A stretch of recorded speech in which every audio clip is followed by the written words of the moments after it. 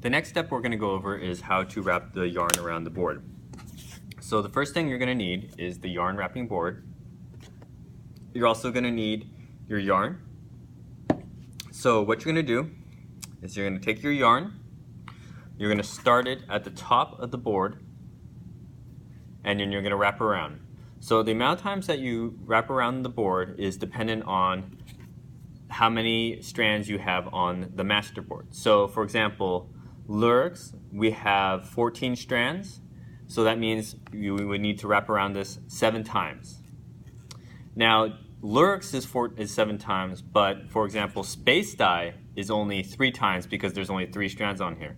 And the reason for that is because of the way the Space Dye is made differently from the Lurex. Obviously, the size makes a difference on how much you can fit. So we're going to wrap the Lurex around 7 times. 3, 4, 5, 6, 7. Okay.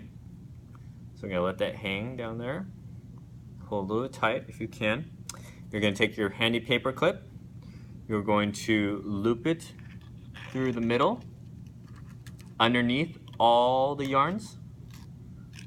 And then you're just going to pull so that all the yarns come off. So you're just going to have to slide it off gently. Okay? Then you're going to have, all right, there you go. So now we have our loops. So what you're going to do now is you're going to take your scissors, you're going to cut the bottom so that it becomes detached, and then you're going to thread it through the sweater yarn strip. So because this is Lurex, we're going to start off on the first hole. So what you're going to do is you're going to go in from the black side, going to go punch through, and then here you need to make sure all the loops are all in the same order, like so.